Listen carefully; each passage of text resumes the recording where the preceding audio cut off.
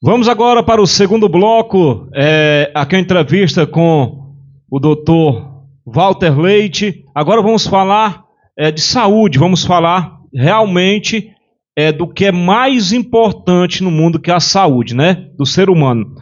Doutor, segundo bloco aqui, o primeiro que eu queria logo conversar aqui, doutor, era falar do Covid-19, que matou muita gente. Eu perdi vários amigos, muitas pessoas queridas.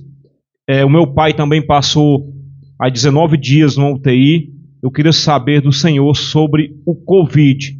O que é que até hoje a medicina explica? O que é que o senhor...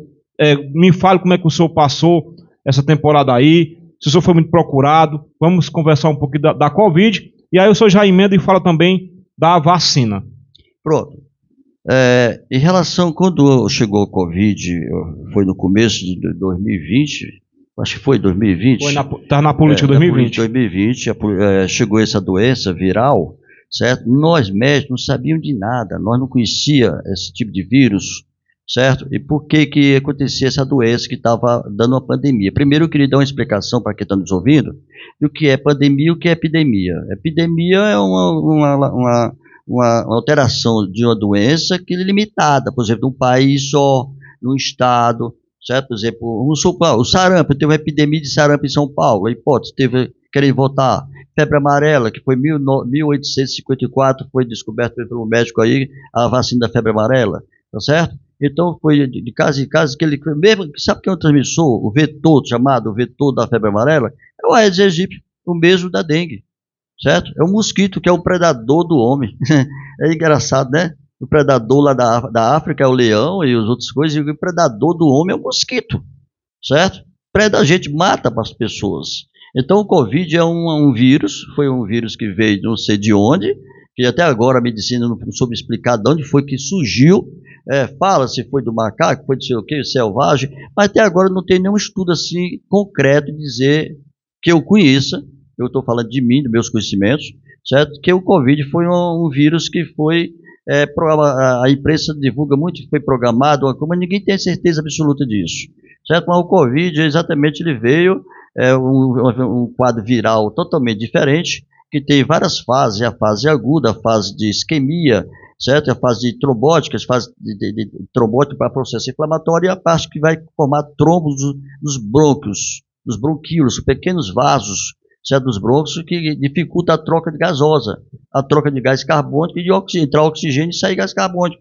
A retenção de CO2 leva a dessaturação. Foi vendido muito o oxímetro de dedo, né, de pulso, para saber se você está dessaturando. Se está dessaturando por menos de 90, você vai para a UTI, paciente é entubado, pegou os médicos de surpresa, né? Você, para se tornar um intensivista, você leva anos, é uma especialidade. E teve que se tornar médico intensivista em poucos minutos, poucas horas, certo? E isso pegou de surpresa os médicos, certo? E médicos trabalhando com horário de sobrecarga de horário violento e com alterações psicológicas, deixou muitas sequelas neurológicas, sequelas, quer dizer, de origem psiquiátrica também. No meu consultório que eu tenho aqui em Ubertama, muitas pessoas vêm com alterações psiquiátricas, que são sequelas que até agora ninguém sabe. Outra, realmente precisou que o sistema público entrasse com fé e desse atenção que não foi, para mim não foi dada tanta atenção possível. Para mim, eu não vou falar dos outros, estou falando de que eu penso, tá certo? Não foi dada tanta atenção, certo, como é para ter dado. E foi-se embora aí 700 mil pessoas, certo? Às vezes, como você disse que até a própria família foi, e nesse período da Covid eu levei também uma situação que eu quero agradecer muito a Deus. Eu tive um infarto, tá certo? E cheguei no hospital de Fortaleza, que quase não queriam me receber. Eu tive que me identificar como médico, pedir pelo amor de Deus que me atendesse, fui atendido rapidamente, direto na sala de cateterismo, e fui colocar 2 stents no meu coração. Doutor, o senhor acha que isso é o que a Rádio Peão, a Rádio Fuxico, circulava no município, né? Diz que o senhor estava muito preocupado, né, com quem não conhecia a doença. O senhor acha que esse problema do seu coração foi um pouco da preocupação com a família, com o senhor, com a esposa, com os filhos? Minha esposa pegou Covid, ela estava num período que ninguém sabia de nada, eu estava aqui em Ubertama e ela em Fortaleza. Eu me senti impotente em estar aqui em Ubertama e sabendo que se eu fosse para lá eu poderia contrair e morrer, tanto eu como ela, já que eu não sabia de nada sobre o Covid, e nem médico nenhum sabia. Então ela chegou a me ligar uma vez à noite que estava já com muita dispneia. Dispneia na palavra médica é cansaço, falta de ar. Então isso me deu um apavoramento, eu fiquei assim anestesiado, e isso fez um vasoespasmo nas artérias coronarianas, já que eu tinha uma obstrução de 80% de placa de colesterol, nós chamamos de aterosclerose. Então aí aconteceu esse vasoespasmo e isso levou a uma isquemia. E eu, basicamente, fiz um eletrocardiograma dentro do meu próprio consultório, que foi até meu filho, o André, que fez, sem saber mexer nem no aparelho, eu só dando a dica. Eu mesmo li o eletro, certo? Graças a Deus, hoje eu tenho um curso de eletrocardiografia que me ajuda bastante no meu consultório. E corri para Fortaleza e pedi a Deus que eu chegasse vivo, e aconteceu. Isso eu tenho muito a agradecer muito a Deus, certo? Pelas orações das pessoas, que eu quero dizer para você, Lourão, que a oração tem poder, cara. Doutor, uma pergunta que eu vou fazer para o senhor, porque eu tenho muitos amigos médicos, né? É difícil a gente ver médico que realmente confia em Deus. Era uma pergunta que eu ia fazer, mas o senhor já me deu uma aula aqui maravilhosa, que dá a importância de Deus em nossas vidas. Doutor, então quer dizer que ficou o senhor doente de um lado e a esposa do outro, ela chegou a ir para a UTI, alguma coisa desse tipo aí? Não foi para a UTI, porque Deus é poderoso. Mas ela tinha tudo para ir para a UTI. Tá certo? E eu lá, com infarto, fiquei 2 dias no hospital, numa pré-UTI, porque a UTI estava lotada de Covid. E os médicos que me acompanharam, quer dizer, me deixaram numa sala que tinha eu e várias outras pessoas, certo? Cirurgia de emergência, não poderia parar lá, um apendicite tem que fazer uma cirurgia, se não fizer o paciente vai a óbito. Certo? Isso tem que ser feito, tudo ou nada. Se correr o bicho pega, se ficar o bicho come, tem esse andágio popular. Então eu fui para casa e fiquei isolado num apartamento, certo? 30 dias até a minha mulher recuperar da Covid, que graças a Deus, Deus deu oportunidade para ela, sem a gente saber de nada. Eu sou medicando online. Aí quando o senhor recebeu alta, o senhor foi para um apartamento isolado. Eu fiquei como se estivesse preso domiciliar. Mas ela estava lá? Não, ela estava no meu apartamento e eu estava em outro apartamento. Aí quando ela ficou meu filho, Bruno, que ia deixar o almoço, botava ali como se fosse um preso, botava ali na porta e eu recebia a bandeja e comia e devolvia ele embora. Doutor, até uma pergunta, eu acho que idiota, uma pergunta besta que eu vou fazer aqui, mas tem casos, aqui eu não vou citar nome também, com respeito, como você falou nesse instante, né? Mas tem uma vizinha nossa aqui, o Luiz sabe quem é, o Luiz está aqui, um abraço, Luiz, que até as compras ela colocava um cabo de vassoura e as compras pela sacola, quando chegava na sacola lavava as coisas, passava álcool, ninguém saiu de casa e todo mundo lá pegou a Covid, doutor. Pronto, vamos lá. Esse também aconteceu comigo, certo? Lá a gente recebia, as compras eram feitas por pedidos, deixava na porta e a gente jogava álcool no local, porque os médicos foram descobrindo aos poucos, e a pesquisa foram acelerando, e sentiu-se que o álcool, a 70%, inibia a ação ou matava aquele vírus para não penetrar na célula. Porque o vírus só se reproduz quando ele entra na célula. Ele não tem poder de se reproduzir como bactéria, certo? Ele tem que penetrar na célula, na parte da membrana celular. Ao penetrar na célula, ele usa a energia dos mitocôndrias, que é a organela responsável por produzir energia na célula, e todo carro funciona através de combustível, e a célula do mesmo jeito, ela funciona através de combustível, e quem produz o combustível chamado de ATP, trisfosfato de adenosina, que é a energia celular, é as mitocôndrias. Eu estou falando aqui de biologia, já dando aula de biologia, sem ser nem professor de biologia, certo? E aí a gente precisa de energia para poder se reproduzir. Então isso aí, pronto, você falou que tudo isso aí pegou Covid. Pronto, a minha ponto de vista. Porque o Covid, eles fixava nas materiais, principalmente alumínio, por mais de 72 horas. Tá certo? Você podia fazer a desinfecção com álcool e não poderia ter feito corretamente e pegaria, você trazia, você vinha de fora, você não estava naquele local, mas você vinha de fora e trazia consigo, tá certo? O vírus, sem saber. E tinha aquelas pessoas assintomáticas também, que vinham, às vezes não usavam máscara corretamente, máscara sem capacidade de proteger, porque para proteger um outro, precisa que eu esteja de máscara e você também. Só eu de máscara e você não, certo? Isso aí não tem uma proteção correta, adequadamente. Doutor, A gente, estou falando aqui tudo de televisão, de internet, né? Que eu não tenho um conhecimento da área, né? Essa coisa da vacina, disseram que não acabou por causa da vacina, outros falam que é porque é como uma gripe, todo mundo já pegou, quem era para morrer tinha morrido e acabou-se. O que é que o senhor fala da vacina? Olha, a vacina, Lourão, é o seguinte, eu estou falando do meu ponto de vista, tá certo? Sim, sim. Eu respeito, se tiver outro médico, se for contrário à minha opinião, eu respeitarei, certo? A vacina, eu queria só fazer uma pergunta a você também. Hoje existe a vacina contra o sarampo, não existe? Existe. E todo mundo, o Brasil já teve uma epidemia de sarampo violento, tá certo?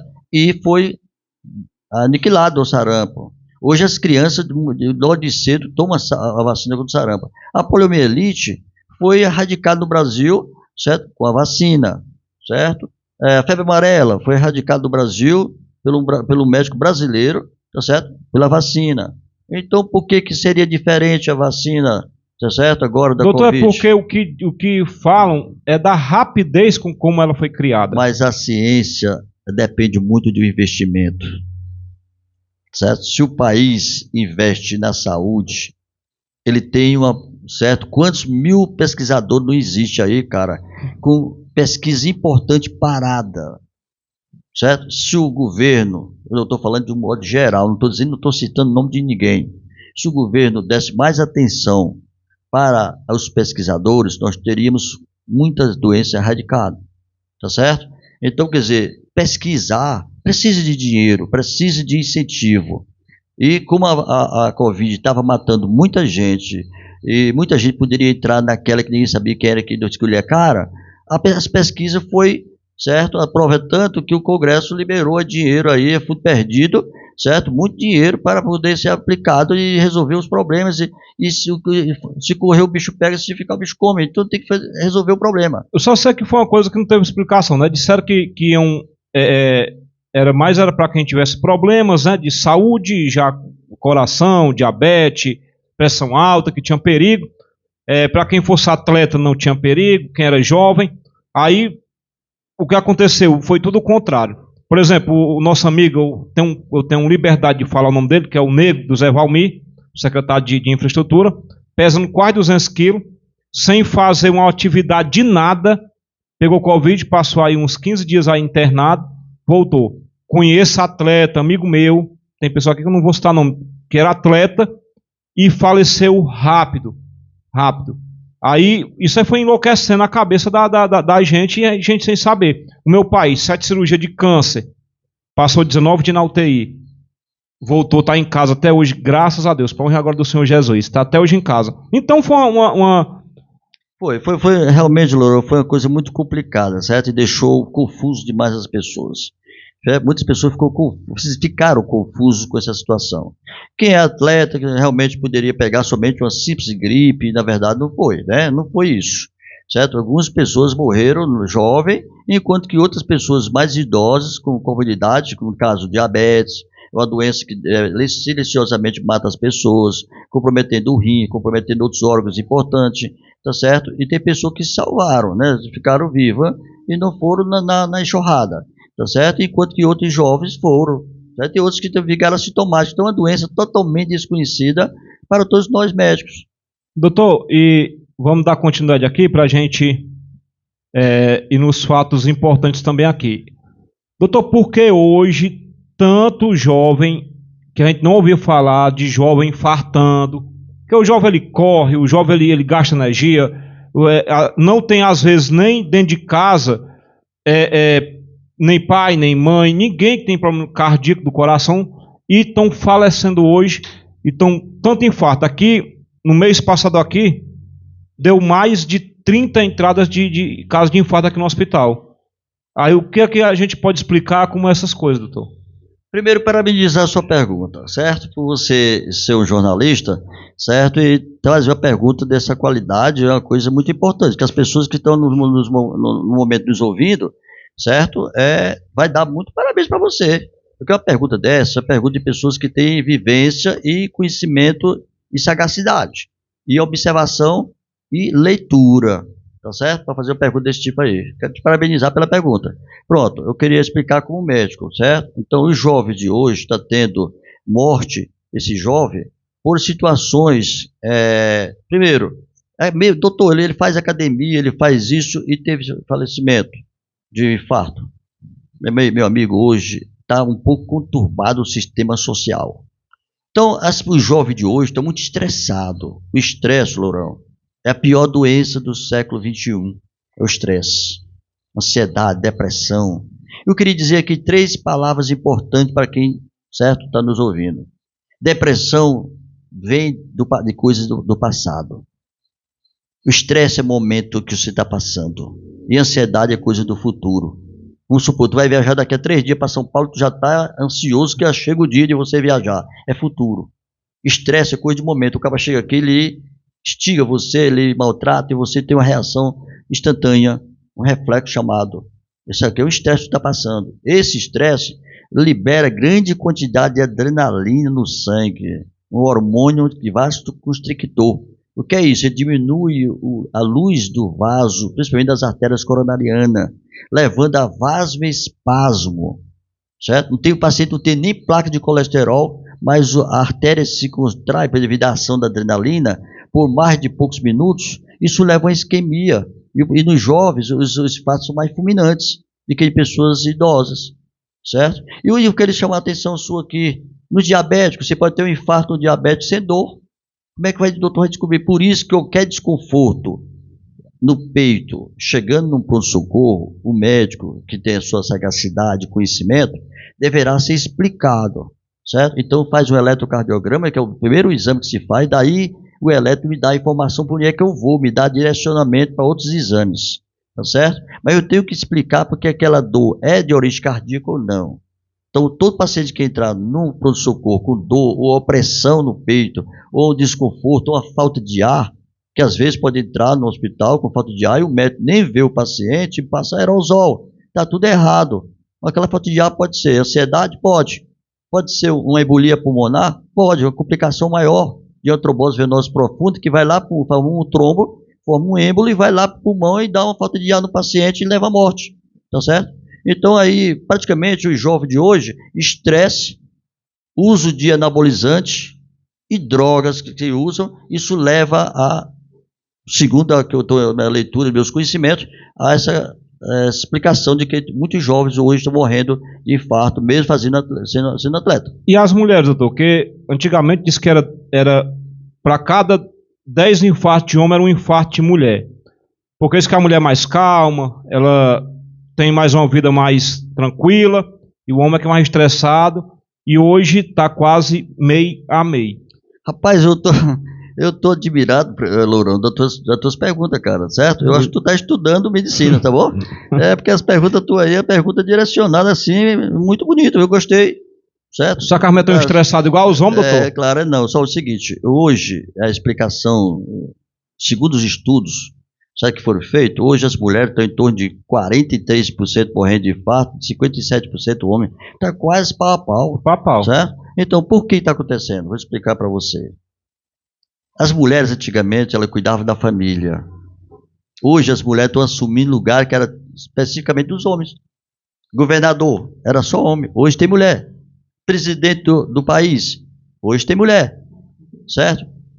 Cargo de direção em empresa, mulher. Isso ela vai submeter a verdadeiros processos de estresse como um homem. E se o estresse é um dos fatores principais que leva a isso, junto com o aumento do colesterol, que é importante a gente falar, certo? Por que o colesterol é isso, o teu bom e o teu ruim, teu aquilo. Isso é uma coisa que é muito importante. Então as mulheres hoje estão morrendo de infarto porque elas estão assumindo locais, certo? Que era especificamente dos homens. E as mulheres hoje estão assumindo exatamente esses cargos estressantes e estão levando ao infarto. Isso que é do acordo com meus conhecimentos e a leitura que eu faço dos artigos médicos. Doutor, e agora vamos voltar de novo para os homens aqui. Vamos falar um pouco aqui de um tabu, né, que é o homem fazer o exame de próstata, né? O exame do toque, né? Aquela velha dedada. O seu Luiz está viciadinho, está indo toda semana no médico. Está viciadinho.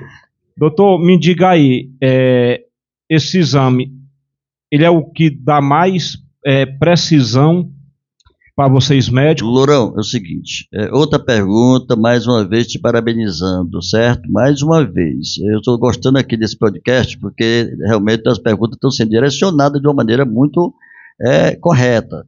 Então, e o povo quer saber disso, o povo que está nos ouvindo agora, ele está querendo saber disso. Sim, sim.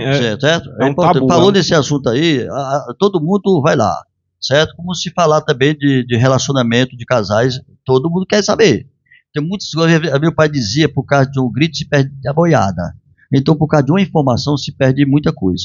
Olha, antigamente não tinha ultrassonografia, antigamente não tinha exames laboratoriais tipo PSA, que você o que é PSA? Certo? É uma sigla inglesa que eu vou dizer para você o que significa, tá certo? Porque eles são chamados marcador tumoral. Então aí é o seguinte, o médico, o urologista, que é o médico especialista dessa área, eles fariam o toque retal para sentir a consistência da próstata.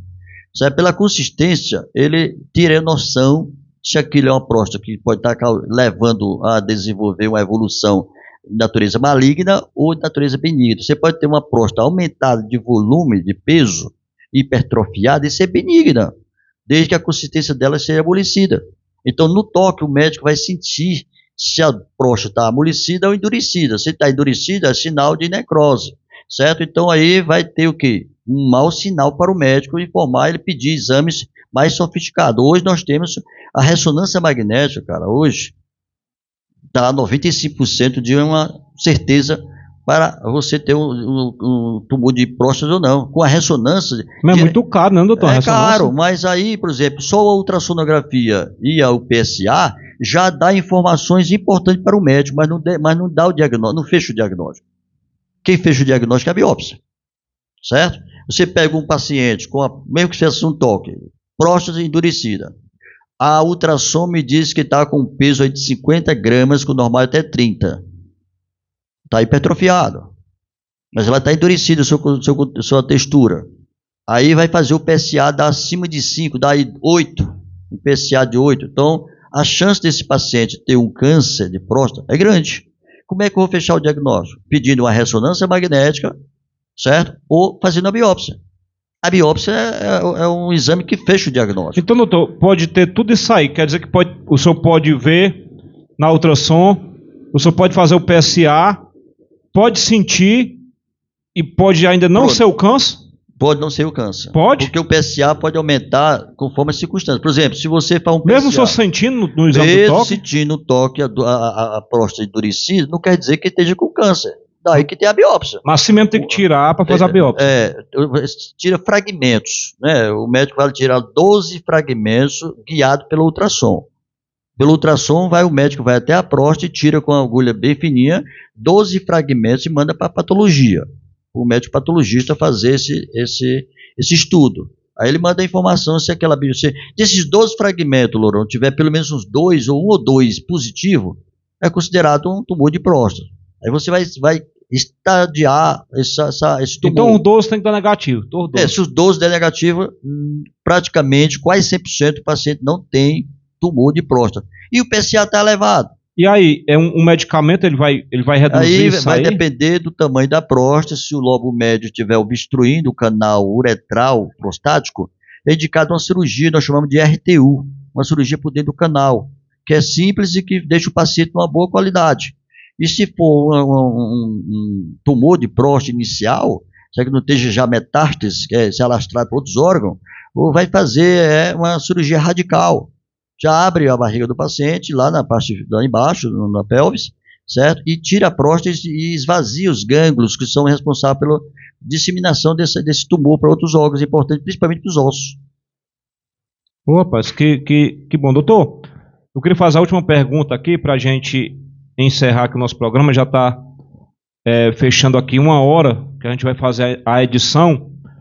Eu queria saber, doutor, uma coisa que me cabula muito.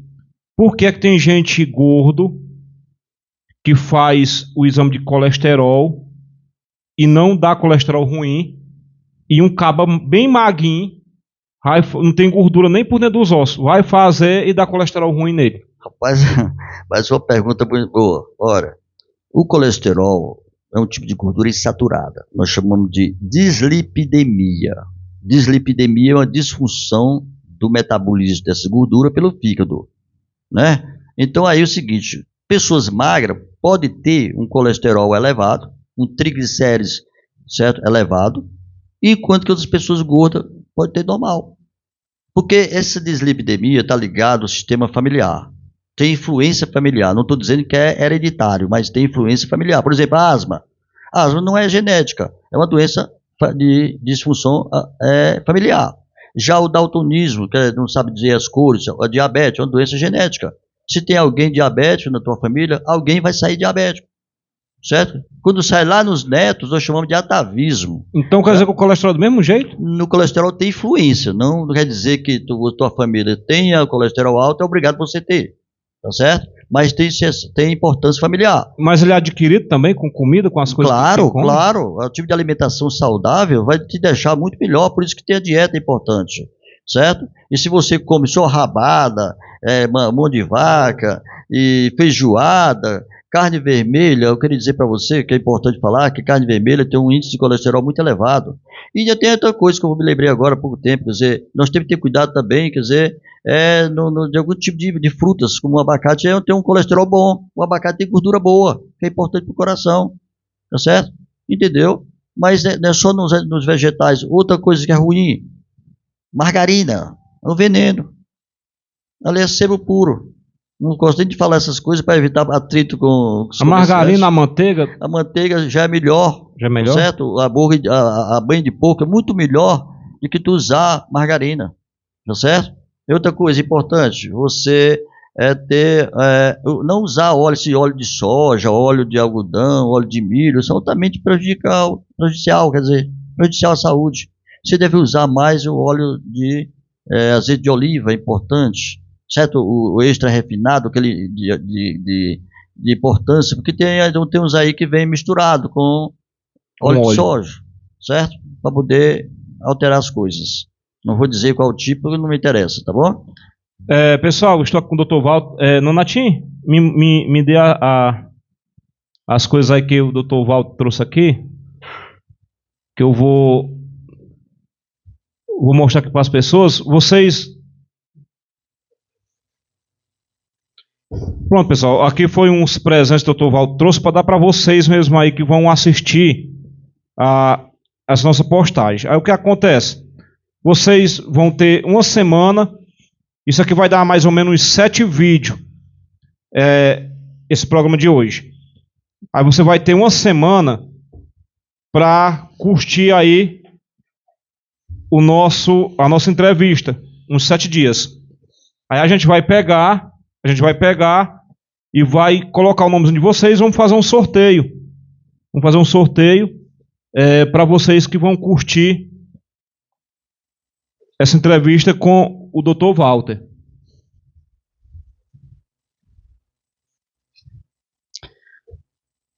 Lourão, eu queria só complementar. Além desses prêmios aí, que você vai divulgar, vai ser também distribuído para ir com 4 Pix de R$50. Doutor, faça o seguinte, eu sei que o dinheiro é seu, o senhor faz pelo que quer, mas deixa para o senhor dar esse Pix aí, essa ajuda aí na festa do trabalhador que a gente vai fazer ali em frente ao CSU. Tem problema. Deixa os prêmios aqui para o pessoal, tá bom? E os Pix você já deixa... Quando é a festa? É dia 1º de maio. Pronto. Festa do trabalhador lá em frente ao CSU. Garantido. Tá bom? O André vai levar esse dinheiro para entregar você lá. Só que o André ele é uma coisa, tu é outra, viu? Aqui é completamente diferente, viu? Doutor Walter, quero lhe agradecer, doutor, por ter participado aqui junto com a gente. Sei da sua ocupação, sei das suas dores de cabeça, que luta com gente todo dia. E é uma satisfação tê-lo aqui, tá bom? E quero dizer que quero o senhor novamente aqui para a gente falar da política atual mais para frente, tá bom? Tudo bem, Lourão, é um prazer imenso em participar aqui do teu programa aqui, da podcast aqui de Uruburetama. É sinal que nossa cidade está evoluindo. Você teve coragem de montar um estúdio aqui, certo? Parabéns para você. Estou lhe parabenizando porque não é todo mundo que tem essa iniciativa de fazer isso. Isso chega a milhares de pessoas, né? Eu estava olhando no seu Instagram, você tem quase 50 mil seguidores. Não é brincadeira. tá certo? Então, tem muitas pessoas te seguindo, muitas pessoas vão ouvir essas respostas minhas aqui, e eu quero parabenizar mais uma vez pelas suas perguntas, que foi capciosa, certo? E vai chegar ao ouvido de muita gente, e vai ajudar bastantes pessoas em conhecimento. Esse tipo de programas são chamados programas educativos, é importante. Quero te agradecer o convite, por eu estar aqui presente, e o teu estúdio, e quero parabenizar você por todo esse trabalho. Eu que agradeço, doutor, e vamos ter as oportunidades. Pessoal, isso aqui foi o nosso amigo querido de Urubiretama, doutor Walter Leite. Ele tem uma história linda e maravilhosa em nossa cidade. Vamos dividir aí em vários vídeos essa postagem de hoje. É 40 anos de história só dentro do município de Urubiretama. O único médico, que mora no município de Urubiretama. Desde que começou a sua faculdade até agora, terminou a faculdade até agora. Um abraço e até a próxima oportunidade. Doutor, um abraço, doutor. Prazer imenso. Muito obrigado. De Urubiretama, certo, estou feliz. Tamo junto, valeu.